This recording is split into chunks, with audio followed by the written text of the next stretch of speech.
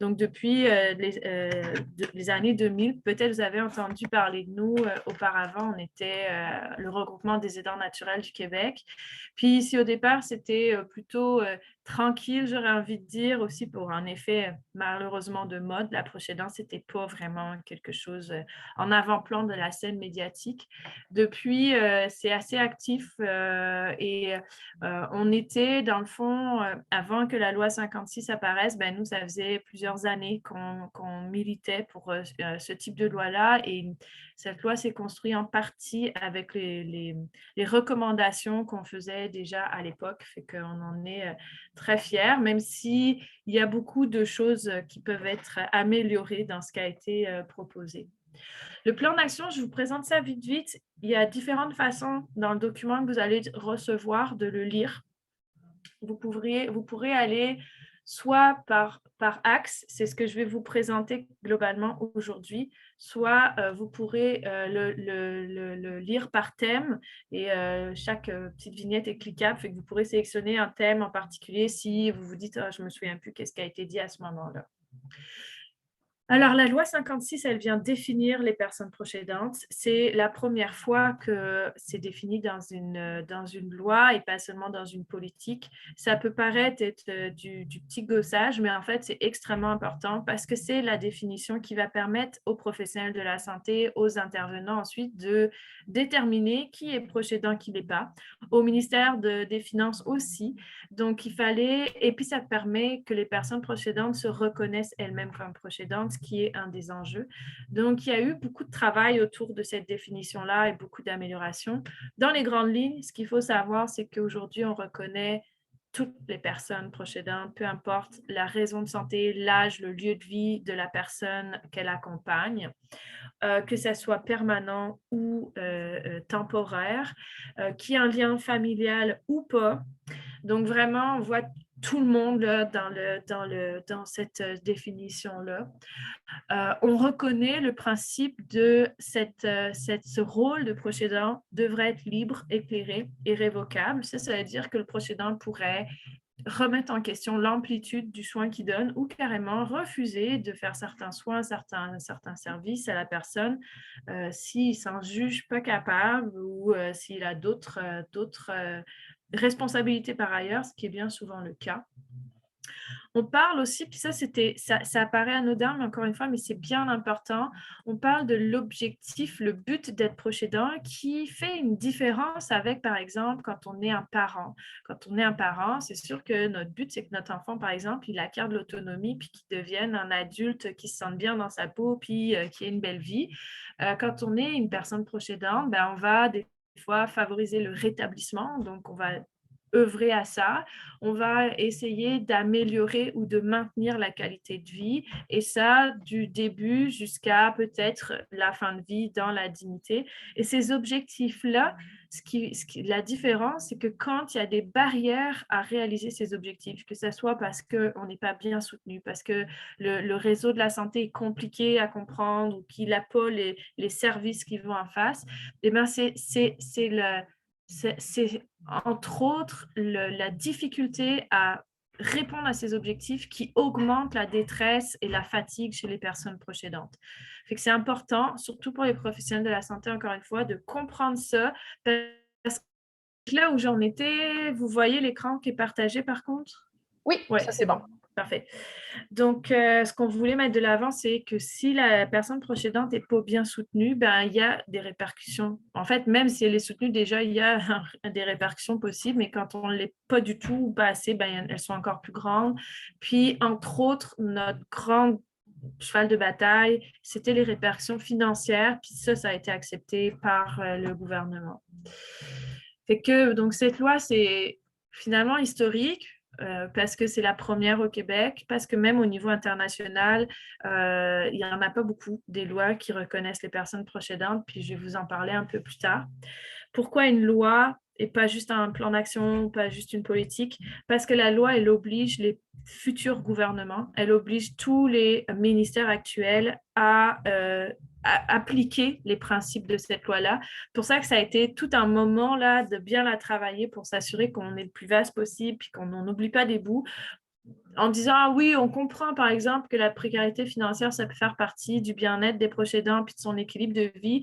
Oui, mais sauf que si un gouvernement décide que l'équilibre de vie, ben, c'est pas une question financière, ben, on pourrait voir tout cet aspect-là occulté lors du prochain plan d'action, alors que là, ben, c'est écrit dans la loi, donc on n'a pas le choix.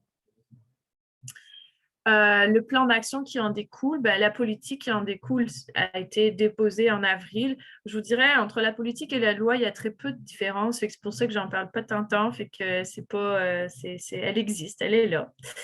Elle pourrait changer dans le temps, justement, elle, mais cette première politique est, est très semblable, dans le fond, à la loi. Par contre, il y a le plan d'action qui est sorti, que je vais vous présenter plus en détail aujourd'hui. Puis, lui doit être revu tous les 5 ans. Donc là, on est à l'année 1. Rapidement, les valeurs véhiculées dans la loi et dans la politique, c'est reconnaître le fait que sans les personnes proches aidantes, puis on le voit aujourd'hui encore plus que jamais, le réseau de la santé s'écroulerait. Que par contre, ça a des répercussions pour les personnes proches aidantes pendant le rôle de proche aidant, mais aussi une fois qu'on n'est plus proche aidant, peu importe la raison. Entre autres, l'exemple le plus flagrant, c'est par exemple, si on a arrêté de travailler ou diminué ses heures de travail, parce qu'on était proche aidant, le jour où on est à la retraite, on a forcément moins cotisé. Euh, la politique veut vraiment reconnaître qu'il y a différentes réalités, différents parcours, différents contextes de proche aidance. Donc, il n'y a pas juste les proches aidants d'aînés, il y a les parents d'enfants qui ont des besoins particuliers, il y a les proches aidants des Premières Nations, des communautés ethnoculturelles. Donc, vraiment d'essayer d'englober toute cette réalité-là. Et puis, ce qui est différent par rapport à d'autres lois ou d'autres plans d'action politique qui ont été mis en place ailleurs dans le monde, c'est qu'on est dans une logique ici de, c'est pas seulement on reconnaît les proches aidants, une bonne tape dans le dos, merci pour tout ce que vous faites, débrouillez-vous pour le reste. Il y a quand même dans la loi et dans le titre de la loi l'idée de dire ce qu'on veut avec cette loi, c'est soutenir les personnes proches aidants. Étant donné qu'ils apportent à la société, on veut faire comprendre à la société qu'on doit les soutenir pour ce rôle qu'ils font. Sur les principes directeurs, bon, la plupart, j'en ai déjà un peu parlé. Ce qui est intéressant à noter, c'est qu'on vise aussi la reconnaissance de la bientraitance. Il faut être bien traitant envers les personnes proches aidantes, puis on en reparlera un peu plus tard. Au niveau de la précarisation financière, j'en ai déjà parlé. Et dans les autres principes directeurs, c'est l'idée de dire, on veut reconnaître l'expertise de la personne proche aidante. Elle est au quotidien ou presque avec la personne qu'elle soutient. Elle connaît mieux que personne comment la personne évolue si on change d'intervenant, si on change de médication, si on change de traitement. Et donc, il faut l'entendre quand elle dit ça va pas ou quand la situation se dégrade, qu'elle puisse lever le drapeau et dire qu'est-ce qu'elle voit. Enfin, le point qui est aussi très important, c'est le fait qu'on veut travailler en partenariat, tant avec des organismes comme Proche Aidance Québec qu'avec les personnes proches aidantes elles-mêmes. Donc, dans les différentes instances qui sont créées par cette loi, on veut que des proches aidants s'impliquent, mais aussi à différents niveaux du plan d'action, fait que j'y reviendrai là, au fil du temps. La loi a créé 3 instances. Le premier, c'est le comité interministériel de suivi. En gros, c'est les 17 ministres concernés qui s'assoient ensemble et qui voient comment ils déploient ce plan d'action-là. Est-ce qu'ils sont dans les clous? Est-ce que telle loi, par exemple, sur la loi du taxi, qu'ils n'avaient jamais pu imaginer que ça aurait un impact sur, d'une part, les personnes en situation de handicap, d'autre part, les proches aidants, comment est-ce que les lois qui sont en train de faire actuellement peuvent avoir des impacts sur les proches aidants.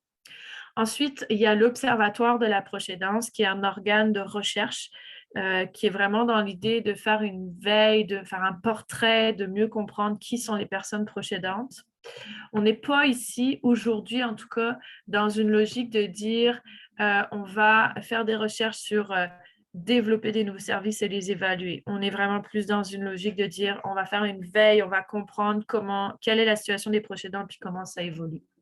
Et puis enfin, il y a le comité des partenaires concernés par les personnes proches aidantes. Donc ça, c'est un comité comme d'experts conseils pour la ministre, pour son cabinet, qui vise à la fois à répondre peut-être à des demandes de la ministre, qu'est-ce que vous pensez de telle mesure, par exemple, mais aussi de refléter des enjeux vécus à la ministre ou des besoins qui seraient plus particulièrement pressants à prendre en compte. Dans ce comité-là, il y a pareil des personnes proches aidantes, des organismes communautaires. Donc, nous, on y est. J'ai vu tantôt, il y a quelqu'un de l'Étoile de Pachot qui est avec nous aujourd'hui. Ils sont au comité des partenaires, donc pour représenter les parents d'enfants en situation de handicap. Il y a un organisme santé mentale, il y a l'appui pour les proches aidants. Donc, il y a vraiment différents acteurs. Les places étaient... il n'y avait pas beaucoup de place par rapport au nombre de personnes qui auraient voulu y accéder malheureusement, mais tout est comblé. Puis le comité a déjà eu 2 rencontres, mais aujourd'hui, on est vraiment dans la logique de dire on se structure, entre autres parce que si le ministère est là pour soutenir le comité, par contre, il n'est pas là afin de faire l'indépendance du comité par rapport au ministère, par rapport aussi au niveau politique, il y a vraiment l'idée de construire quelque chose pour que le comité puisse fonctionner par lui-même. Donc, si on en revient un peu au plus concret, la politique et donc le plan d'action ont été divisés en 4 axes. Le premier axe, c'est vraiment de favoriser l'autoreconnaissance des personnes proches aidantes, favoriser la reconnaissance par la société et les acteurs de ce que font les personnes proches aidantes. Voilà. Le deuxième axe, c'est mieux informer les personnes proches aidantes de leur rôle en fonction de leurs besoins, etc. Mieux informer aussi les acteurs qui évoluent autour des personnes proches aidantes, promouvoir les ressources qui existent actuellement pour les personnes proches aidantes et développer tout ce qui est des connaissances et des compétences donc à travers la recherche. L'axe 3, c'est vraiment développer des services. Et puis l'axe 4, c'est développer des environnements plus conciliants. Donc, c'est là, par exemple, où on va retrouver tout ce qui concerne le lien avec les employeurs pour la conciliation, proche aidance travail, avec les écoles et l'université pour ce qui concerne les jeunes proches aidants, etc.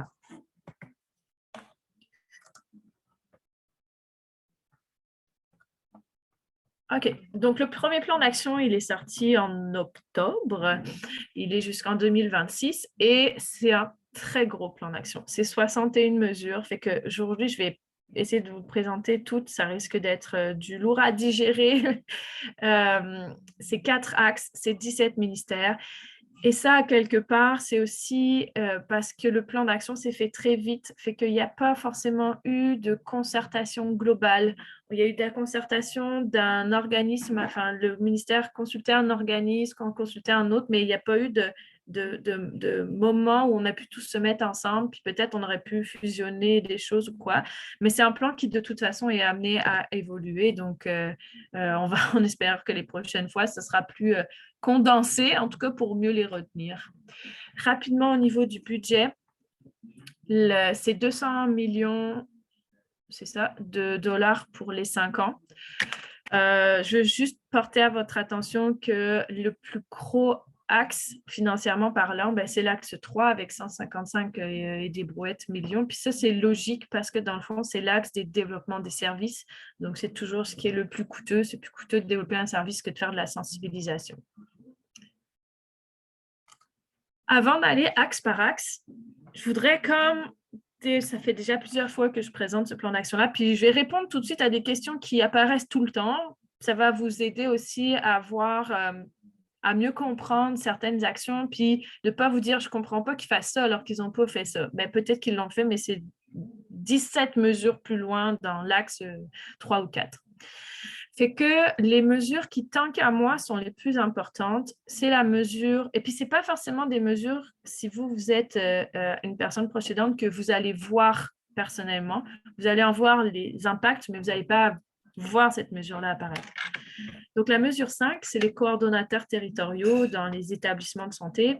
Et en gros, c'est des coordonnateurs qui seront en charge de s'assurer qu'il y a une cohérence dans la prise en charge des personnes proches aidantes au sein des SUS, au sein des CIS, qu'ils sont plus pris en compte dans les différents programmes qui sont développés, qu'il y a aussi une forme de cohérence entre ce que fait le réseau de la santé et ce que fait les organismes communautaires, par exemple. Donc, c'est vraiment des gens qui sont censés être là pour structurer localement et pour appliquer le plan d'action national à la réalité de chaque région.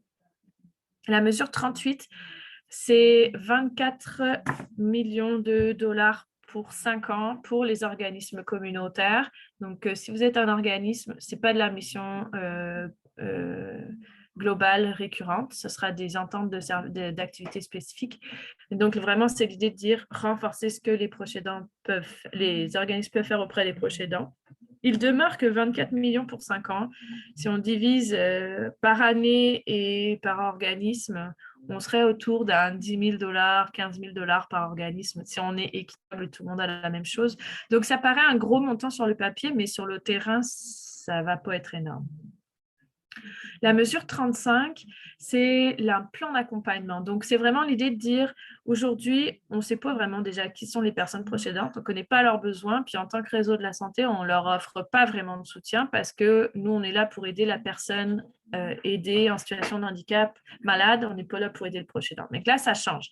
La mesure 35, on crée un dossier pour les personnes proches aidantes, on évalue leurs besoins, puis on voit qu'est-ce qui peut être fait par le réseau de la santé en type de soutien, qu'est-ce qui peut être fait par un autre organisme ou par un autre endroit. Et la mesure 36, c'est faciliter le référencement entre les cliniciens et les ressources dans la communauté. Donc, c'est un peu ce que fait l'accompagnateur en vous mettant en lien avec des organismes, etc. Pour le moment, c'est seulement pour les personnes proches aidantes d'aînés, avec la vision que ce soit ensuite à développer pour les autres types de proches aidants. Donc, je ne vais pas vous en parler longuement, juste pour vous dire, l'intérêt de ça, c'est que quand un professionnel de la santé pose un diagnostic ou voit un patient et qui a un côté un proche aidant, il écrirait 3-4 informations et ça envoie directement à l'organisme qui va rappeler le proche aidant, faire un suivi avec lui, c'est quoi vos besoins, comment on peut y répondre, etc. Donc, c'est vraiment raccourcir la courbe et favoriser le référencement là, pour que les proches aidants soient soutenus plus rapidement. Alors, l'axe 1, reconnaissance et auto-reconnaissance. Donc, comme je vous le disais, l'idée, c'est sensibiliser la société québécoise à la contribution des personnes proches aidantes. Donc, il y a une campagne de communication. Elle est déjà en cours. Il y en aura une chaque année. Peut-être vous l'avez vu passer ou quoi. Moi, j'ai découvert tantôt que j'en avais vu passer que 10% de ce qu'ils avaient fait. Fait que j'imagine que dans les prochains mois, il va falloir qu'ils mettent de l'emphase pour la faire plus reconnaître. Et c'est vraiment l'idée de permettre à une proche aidante de se reconnaître, mais à son entourage aussi de reconnaître que c'est une personne proche aidante. La mesure numéro 2, c'est l'observatoire, puis c'est un peu ce que je vous disais, le mandat de l'observatoire, de vraiment créer un portrait de qui sont les proches aidants, leurs besoins, les conséquences de la proche aidance. La mesure numéro 3, elle est un peu particulière. Elle est double déjà. La première chose, c'est est-ce que ça vaut la peine d'avoir un statut légal? Aujourd'hui, en tant que proche aidant, on n'a pas de statut légal. On ne peut pas aller porter plainte, par exemple, à titre de proche aidant parce qu'on estime que nos droits n'ont pas été respectés. Les usagers de la santé, par contre, les ont. Ils ont 12 droits dans la loi de la santé, puis ils peuvent porter plainte. Il y a des mécanismes pour ça. Fait que là, l'idée, c'est de dire peut-être qu'on pourrait faire la même chose pour les proches aidants. L'enjeu de ce genre de démarche-là, c'est que souvent, avec des droits viennent des obligations. Pour les patients, il n'y en a pas vraiment, mais pour les proches aidants, il y a ça pourrait être mis en place comme ça aussi, c'est pas ce qu'on souhaite. Donc, ils pourraient, par exemple, avoir l'obligation d'offrir des soins de qualité à la personne que vous aidez. Sauf qu'on s'entend que vous n'êtes pas infirmière, ergothérapeute ou quoi, vous n'avez pas d'assurance professionnelle en cas où il se passe quelque chose. Fait qu'il y a vraiment quelque chose à aller penser là pour s'assurer que ce qu'on crée d'un côté pour faciliter la tâche ne vienne pas compliquer de l'autre côté.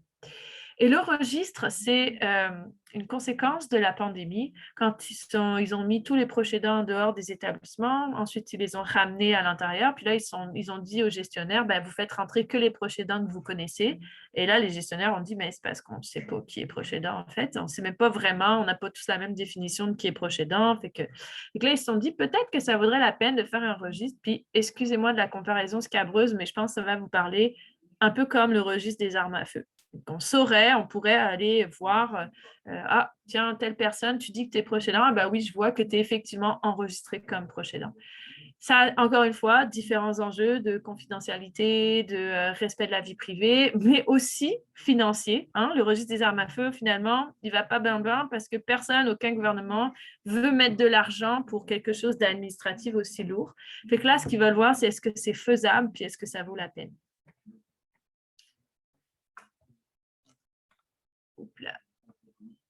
L'orientation 2 de l'axe 1, donc, c'est de concerter des actions. Fait que là aussi, je vais aller vite parce que je vous en ai pas mal parlé. Le comité des partenaires dont je vous ai parlé. Les coordonnateurs territoriaux, je vous en ai aussi parlé. Et tout ce beau monde-là, avec l'observatoire, avec le comité interministériel, ben, il y a l'idée de créer une journée annuelle de concertation pour que les gens se parlent, pour aussi faire un bilan de l'année écoulée par rapport au plan d'action, qu'est-ce qui pourrait être amélioré, qu'est-ce qui a bien fonctionné, et orienter la prochaine année à venir. Enfin, l'orientation 3, qui est un peu plus proche de la réalité des proches aidants.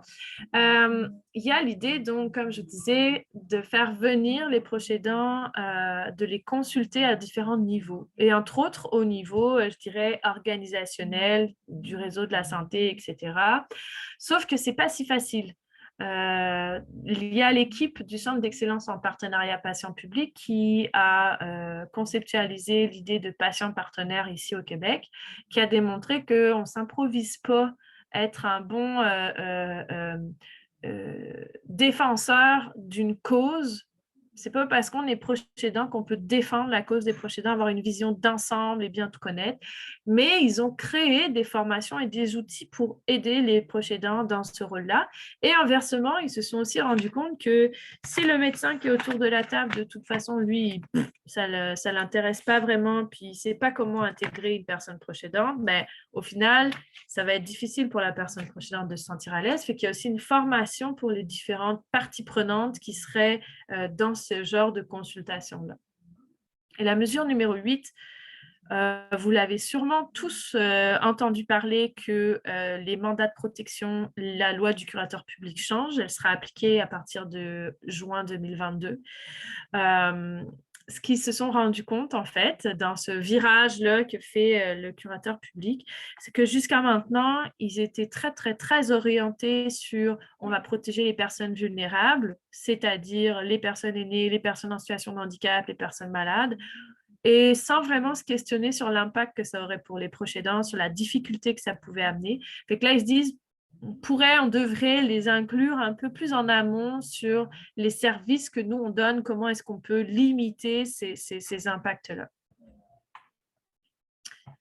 Fait que je vais passer à l'axe 2. Je sais que je vais vite, je m'en excuse, mais il n'y a pas beaucoup de temps. Puis comme je disais, c'est un gros pavé là, à manger. C'est dans ce qui est le partage d'informations, la promotion. Donc, la première orientation, c'est répondre aux besoins d'information des personnes proches aidantes. C'est que, par exemple, nous, à Proches Aidants Québec, on avait, suite à une recherche, fait des outils de sensibilisation au risque que les personnes proches aidantes vivent elles-mêmes de la maltraitance. Fait que c'est de diffuser ces outils-là de manière plus large. Il y a des capsules auprès justement des personnes proches aidantes pour mieux les outiller à comprendre comment être un partenaire de soins avec l'équipe qui suit, l'équipe de professionnels, comment est-ce que on peut adapter nos façons d'être, nos façons de faire aux professionnels qu'on a en face. Je vous rassure, il y a la même chose du côté des professionnels après, là, sinon je vois vos cheveux dressés drettes sur la tête, même si je ne vois pas vos caméras, je les imagine. Il y a une offre de soutien numérique, c'est par l'appui, donc c'est vraiment l'idée d'aider les organismes et les proches aidants à faire un virage numérique et à les soutenir dans cette démarche-là pour recevoir des services en ligne, entre autres. Il y a du soutien psychoéducatif en ligne. Je ne vais pas aller trop de l'avant, ça concerne seulement les proches aidants d'aînés pour le moment. Ça sera peut-être étendu plus tard, mais en gros, c'est des formations sur être proche aidant, ça s'apprend et prendre soin de soi qui seraient en ligne offertes à tous les proches aidants. Ensuite, il y a quelques mesures qui concernent les soins palliatifs et soins de fin de vie. Donc là, on est dans une formation par les pairs, c'est-à-dire que ce serait une personne proche aidante qui est passée à travers un processus de soins de fin de vie, qui viendrait animer des ateliers auprès des autres proches aidants. La mesure 14, c'est l'Ordre des psychologues qui a créé, dans le fond, un site web interactif pour mieux comprendre les enjeux du vieillissement quand il y a un trouble cognitif majeur. Encore une fois, si je vous en parle, c'est parce qu'éventuellement, ils vont l'ouvrir à pas seulement pour les aînés qui ont un trouble cognitif, mais vraiment à tout type de troubles cognitifs et l'impact que ça a sur aussi l'aspect comportemental de la personne, la désorientation, la désinhibition et comment on fait face à ça en tant que proche aidant. Le curateur public, dans la mesure 15, a le mandat de former les proches aidants à leur nouvelle mesure d'assistance, comme ils appellent. Fait que, je ne vais pas rentrer dans le détail, c'est un peu complexe cette mesure. Ben, elle n'est pas complexe cette mesure-là, mais l'ensemble de la réforme du curateur public prendrait 1 heure et demie à lui tout seul. Mais en gros, ils ont le mandat de vous former si vous en voyez le besoin à mieux comprendre ce qu'ils ont mis en place. Ensuite, la mesure 16, c'est une mesure de éducalois. Et ça vise, dans le fond, à regrouper, ils l'ont déjà, ce dossier-là, qui regroupe pour toutes les personnes proches aidantes des différents aspects légaux que les personnes peuvent rencontrer. C'est quoi un niveau d'intervention de soins? C'est quoi le consentement aux soins? C'est quoi l'homologation d'un mandat de protection? C'est quoi aussi, en tant que proche aidant, au niveau de la loi des normes du travail, par exemple, c'est quoi dont je peux bénéficier, etc. Donc, ils veulent vraiment, ce dossier-là existe, mais ils veulent le diffuser, le projeter un peu plus loin parce que là, il n'y a pas grand monde qui le sait, puis il est un peu perdu dans leur site en plus à Internet. La mesure 17, c'est une des mesures qui n'est pas du tout arrimée à ce moment-là. Déjà, elle commence plus tard, elle commence en 2023, et c'est l'idée un peu de un chat, il ne retrouverait pas ses petits dans le réseau de la santé. Fait que vous imaginez, quand on est proche aidant, on s'y perd encore plus. Fait que c'est de voir comment on peut outiller les personnes proches aidantes à naviguer à l'intérieur de toutes ces instances avec tous ces professionnels et ces silos et ces programmes, etc., etc. Et la mesure 18, c'est une mesure que c'est Proches Aidants Québec qui gère. Puis c'est, peut-être on l'avait fait chez vous, je ne m'en souviens plus, une conférence sur la conciliation Proches Aidants travail. Donc, c'est de pousser ces outils-là pour que les proches aidants connaissent mieux leurs droits au niveau du travail et de cette conciliation-là, leurs droits et les prestations qu'ils peuvent utiliser. Donc là, on passait à besoin, on était de besoin en formation des proches aidants. Là, on passe vers la formation des professionnels de la santé. Donc, on est vraiment vers, on veut les former sur c'est qui les proches aidants, c'est quoi leur réalité, c'est quoi leurs besoins. Ça, c'est le 19.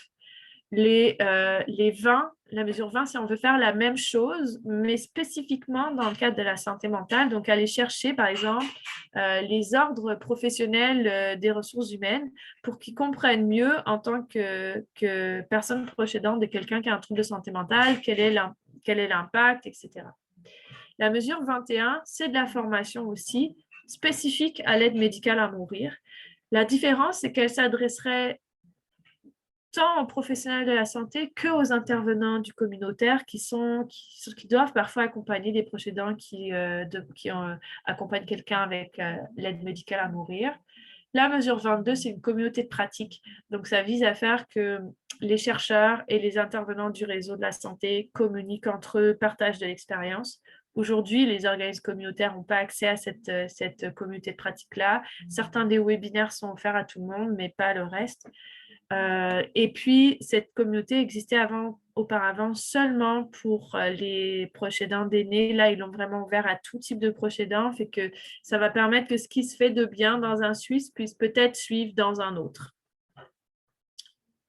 La mesure 23, c'est vraiment de permettre aux organismes qui accompagnent les personnes immigrantes ou ethnoculturelles à mieux connaître ce que c'est que la proche-aidance et du coup à pouvoir référer les personnes proche-aidantes vers les organismes qui peuvent les soutenir directement.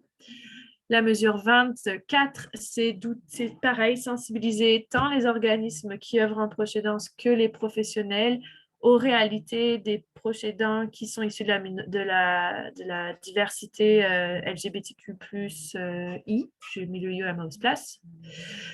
La mesure 25, ils ont demandé à l'appui pour les proches aidants de venir former les intervenants de l'Office des personnes handicapées du Québec, l'OPHQ, à mieux comprendre ce que c'est que la proche aidance et donc du coup à mieux répondre aux besoins et aux questionnements des personnes proches aidantes quand ils appellent. Et la mesure 26, c'est vraiment l'idée de dire, ben, on veut que les papas d'enfants en situation de handicap soient plus présents, soient plus outillés dans ce rôle-là. Donc, c'est en lien avec le regroupement de la valorisation de la paternité pour pouvoir tant adapter les pratiques qui se font déjà dans les organismes communautaires familles, mais les adapter à cette réalité spécifique du cas où il y a un handicap et donc de la proche aidance. Et aussi outiller les organismes en proche aidance, par exemple, à favoriser la coparentalité, justement pour que les papas se sentent plus accueillis, plus à l'aise, plus dans ces milieux-là, où il y a encore des fois beaucoup de mamans qui sont bénéficiaires, qui utilisent ces services. Enfin, la troisième orientation, donc c'est beaucoup l'aspect recherche. Je vais aller aussi assez vite. Il y a l'observatoire, j'en ai parlé. L'observatoire, lui, il a vraiment une logique de veille, fait qu'ils ont demandé au Fonds de recherche québécois en société et culture, le FRQSC, lui, d'aller faire des recherches-actions. C'est-à-dire que les organismes communautaires de votre région pourraient être sollicités pour on a telle recherche qu'on aimerait mettre en place, est-ce que vous voulez être partenaire ou au contraire, on aimerait mettre en place des recherches, c'est quoi votre besoin? Donc, c'est vraiment définir les priorités d'action pour mieux accompagner les proches aidants. La mesure 29, on est dans une double logique aussi. On est vraiment dans l'idée de dire, on veut comprendre qu'est-ce qui se fait au niveau des pratiques des proches aidants, soutenir les proches aidants, DI, TSA et déficience physique. Donc, on veut comme savoir qu'est-ce qui se passe, qu'est-ce qui se fait sur le terrain, qu'est-ce qui fonctionne, pourquoi ça ne fonctionne pas. Puis la deuxième logique, ben, c'est on veut les implanter, toutes ces mesures-là, peut-être dans d'autres organismes ou peut-être pour plus de personnes ou de manière plus vaste. Et donc, ça, ce serait vraiment spécifique en DI, TSA, DP. Là-dedans, il n'y a pas les aînés qui seraient pris en compte. La mesure 30, ben, c'est de mieux comprendre la réalité des personnes en situation de minorité ethnoculturelle. La mesure 31, c'est la même chose que la mesure 29 tantôt en DITSA-DP, mais pour les aînés pour le coup, même si ça va être ouvert peut-être plus largement. L'appui avait fait des guides pour c'est quoi les bonnes pratiques, les pratiques prometteuses, fait qu'ils veulent les mettre à jour, puis peut-être en développer des nouveaux. La mesure 32, c'est pour pouvoir tenir compte des Premières Nations et des Inuits, donc mieux comprendre leurs besoins et les pratiques qui sont efficaces avec eux. Et la mesure 33, c'est le plan d'action. Habituellement, dans une politique comme dans une loi, une politique comme ça, quand le gouvernement évalue la mise en place de sa politique, on est vraiment dans une logique de dire ça, on a dit qu'on devait le faire, on l'a fait. Ça, on a dit qu'on devait le faire, on l'a fait, puis ça s'arrête là.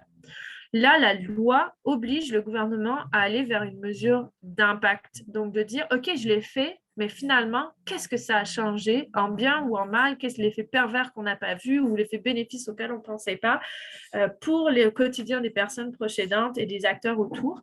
Fait que l'INES est mandaté pour aller voir, créer les indicateurs, les outils qui seraient nécessaires pour ça. Et puis la mesure 34, elle pourrait aussi vous concerner, c'est de un peu consolider quand est-ce qu'on dit à quelqu'un que c'est le temps que la personne soit hébergée, ou quand est-ce qu'on dit non, c'est correct, elle peut encore rester à son domicile ou au domicile de la personne proche aidante, et que tout le monde comprenne bien les enjeux en arrière, tant quand on est proche aidant que l'intervenant, que la personne aidée. Donc, c'est vraiment d'aider à ce choix-là, qui est un choix qui est très difficile, en vue de, si on fait du choix du maintien à domicile, on le fait de manière plus éclairée et du coup, on est capable d'aller chercher le soutien qui est nécessaire pour favoriser ce maintien à domicile. Là, je passe à l'axe 3 qui va être plus concret encore. C'est le développement des services. Alors, la première chose, je voulais un peu présenter, c'est évaluer les besoins des personnes proches aidantes et c'est de savoir aussi actuellement qui fait quoi dans le réseau de la santé pour les proches aidants. C'est quoi les services existants? C'est quoi les services qui seraient à mettre en place? C'est quoi les lignes directrices? Comment on repère une personne proche aidante? Quand est-ce qu'on décide à partir de quel niveau on décide que cette personne-là, elle a besoin de soutien psychosocial ou pas, ou comment, etc. Donc, c'est vraiment faire un peu un plan là d'action sur le soutien aux proches aidants. La mesure 36, je voulais nommer aussi, c'est la ligne pour référer, l'application pour référer les proches aidants. Pour le moment, c'est seulement aînés. Ensuite, l'appui. Vous en avez peut-être entendu parler, c'était jusqu'à récemment l'appui pour les proches aidants d'aînés. Maintenant, ils ouvrent à tout type de proches aidants. Concrètement, aujourd'hui, ce que ça veut dire, c'est que si vous êtes proche aidant, vous avez une question, un problème, vous pouvez les appeler, même si vous êtes un papa, une maman d'enfant en situation de handicap ou votre conjoint qui a le cancer, peu importe, vous pouvez les appeler, ils ne vous retourneront pas de bord. Puis, ils sont déjà en train de s'assurer qu'ils ont toutes les informations nécessaires pour vous orienter vers les bonnes ressources. Mais l'appui a aussi le mandat de soutenir financièrement les organismes communautaires terrain, à offrir du répit, du soutien psychosocial, etc. Donc là, ils voient consolider cette mission-là et il y a une couple de millions qui s'ajoutent. Et puis, ils sont en train de se restructurer et donc ils vont avoir du personnel localement pour faire un peu de cohérence entre ce que mettent en place les organismes communautaires, ce que fait le CIS et le SUS avec les coordonnateurs, etc. Le 38, c'est le soutien financier aux organismes communautaires, je vous en ai parlé. Le 39, ils ont fait, il y a quelques 2-3 ans, juste avant la pandémie, ils avaient fait un peu un état des lieux de quels sont les services du réseau de la santé qui pourraient être utiles aux proches aidants ou qui sont réellement juste pour les proches aidants. Puis ils se sont rendus compte qu'en fait, il y en avait, mais que souvent, ils n'étaient pas utilisés, ils n'étaient pas connus. Fait que là, ils veulent faire un peu un plan de promotion pour ça. Puis, ils sont aussi rendus compte que c'est bien sympa, mais avoir une travailleuse sociale qui me dit tu m'appelles quand tu as besoin, je suis là pour toi. Puis finalement, quand on l'appelle, c'est un délai de 3 semaines avant d'avoir une rencontre téléphonique parce qu'elle est trop bouquée par-dessus les oreilles, puis parce qu'on ne fait pas d'appel Zoom, ou bon, peu importe. Ça ne fonctionne pas, ça ne répond pas aux besoins. Fait que là, ils veulent vraiment mettre l'accent sur ce qu'ils appellent le reaching out, donc d'aller être plus agile dans ces communications-là, plus techno aussi, et de favoriser le repérage dans la communauté pour que, par exemple, si vous êtes accompagné par un organisme communautaire puis que ça ne va pas bien, ça puisse être l'organisme qui appelle la travailleuse sociale en disant il faut que tu le contactes parce que ça ne se passe pas. Avec votre accord, là, j'entends, mais qu'il y ait une plus grande communication entre ces deux mondes-là. La mesure 40, c'est le soutien à domicile. Aujourd'hui, si vous n'êtes pas aîné, le soutien à domicile, c'est pas mal, pas grand-chose.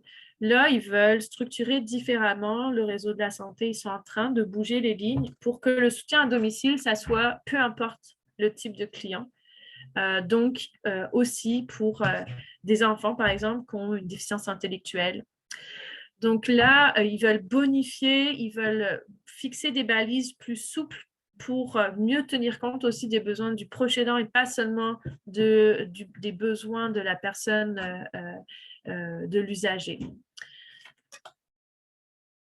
Le répit, alors, ils ont mis une mesure spéciale pour le répit pour les proches aidants DITS-ADP.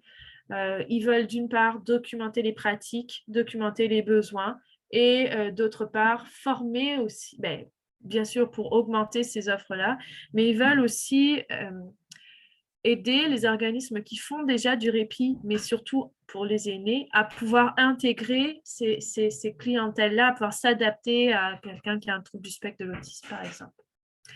La mesure 42, elle concerne que les aînés, malheureusement. C'est pour les centres de jour. Puis ça, c'est dommage parce que je pense que certains d'entre vous utilisent des centres de jour pour personnes non aînées et qu'il y aurait bien eu besoin d'un coup de main. Les mesures suivantes, ça concerne les soins palliatifs, le 43-44. L'idée, c'est d'ajouter du soutien pour favoriser le décès à domicile, mais avec des soins palliatifs, et de faire des centres de jour dans les maisons des soins palliatifs pour que ceux qui sont à domicile puissent, une fois de temps en temps, venir dans ce centre de jour-là, avoir du répit, avoir aussi des services pour eux-mêmes en tant que proches aidants, etc. Il y en a 3 qui sont, il y en a eu, non, 7 qui existent et 3 nouveaux qui veulent lancer avec ça.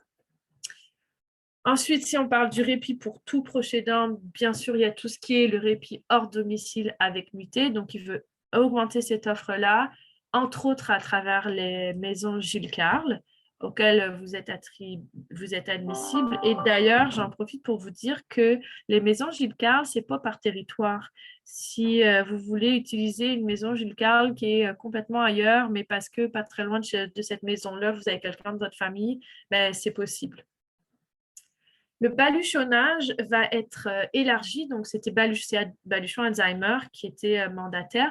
Le baluchonnage, c'est le principe de dire, il y a quelqu'un qui va venir chez vous, vous remplacer pendant 4, 5, jusqu'à maximum 15 jours. Fait que vous pourrez partir en vacances. C'est quelqu'un qui est formé, qui va être là H24. Avant, c'était seulement Alzheimer.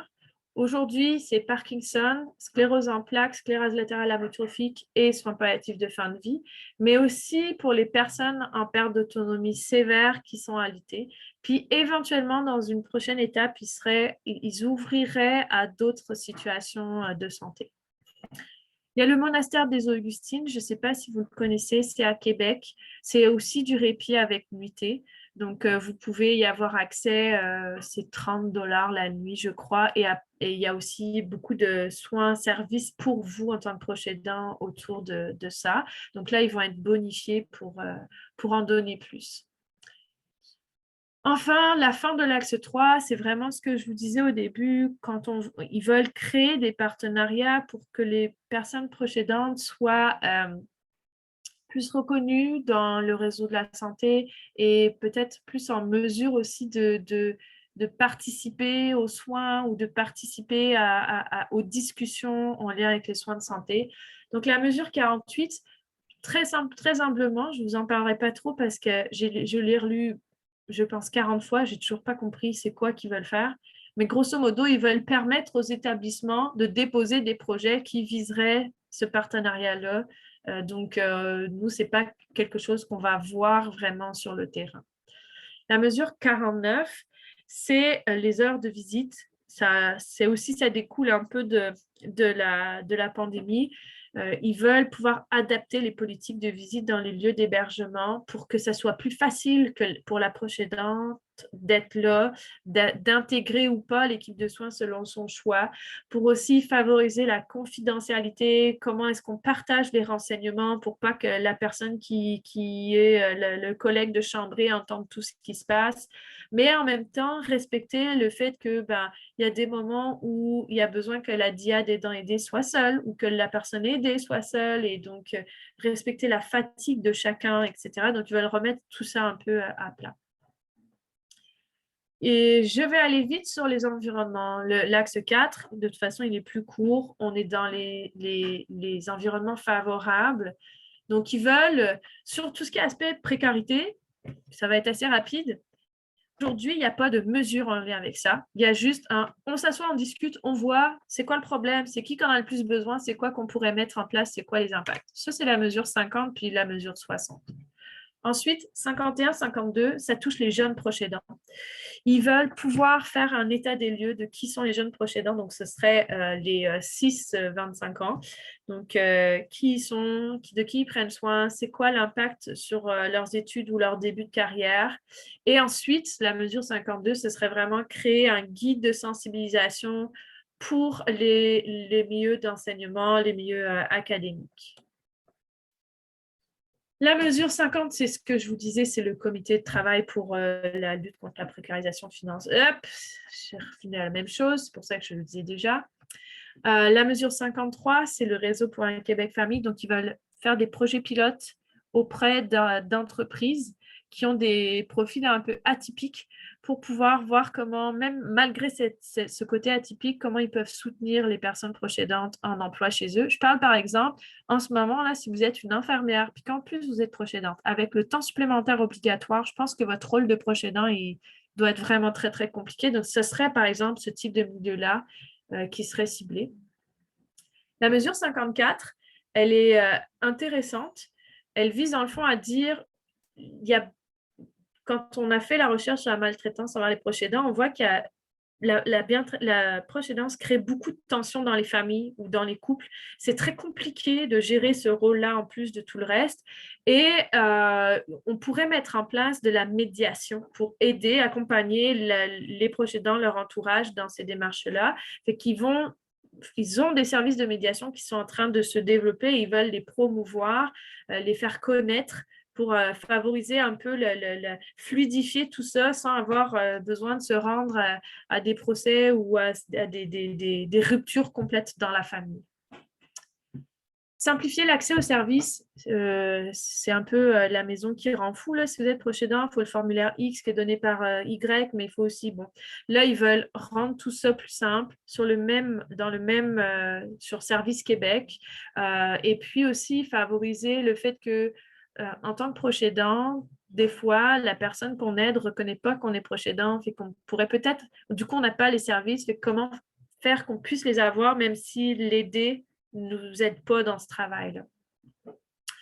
La mesure 56, c'est le curateur public pour aider tous ceux qui vont avoir les conseils de tutelle, les représentants légaux, etc.